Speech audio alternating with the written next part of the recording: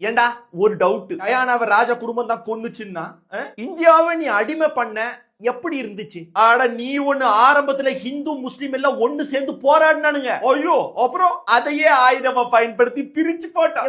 எப்படி பிரிச்ச? சவுத்துல work out ஆகல, ஆனா நார்த்ல முகல்ஸ் ஒண்ணு அடிமைப்படுத்தினானுங்கடா அப்படின்னு கத்துனா. ஆனா முகல்ஸுக்கு அப்புறம் ஒரு 100 சொச்ச வருஷம் மராட்டியர்கள் இந்தியாவை ஆண்டாங்களே, அத கம்ப்ளீட்டா அழிச்சிட்டோம். ஏன் அப்படி பண்ண? ஏன்னா மராத்தாவை அழிச்சு ஆட்சியை பிடிச்சதே நாங்க தானே. பாவி, சூப்பரா நம்ப வச்சிருக்கிற நீ. நம்பிட்டானுங்க முட்டா பயலுக்கு. சரிப்பா, மெஜாரிட்டி ஹிந்துஸ் அவங்களை இப்படி பிரிச்ச காஸ்ட வச்சுதான். ஆமா, இதெல்லாம் நீ ஏன் கேக்குற? அட வேற ஒண்ணு இல்லப்பா, உனக்கு அப்புறம் இப்ப நான் தான் இந்தியாவை டேக் ஓவர் பண்ணி இருக்கிறேன். இப்போ உனக்கு தான் கப்பம் கட்டுறாங்களாக்கு. ஆமா.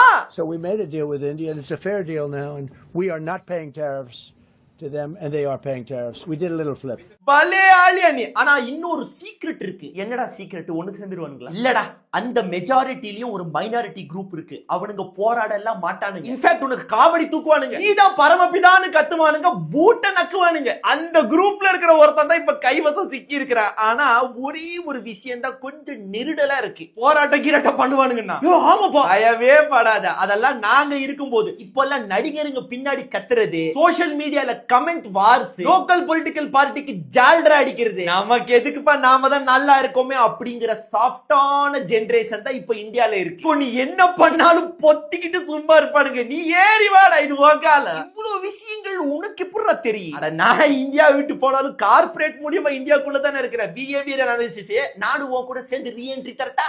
தராங்க. டப்பிசா தீட் கிளம்பு.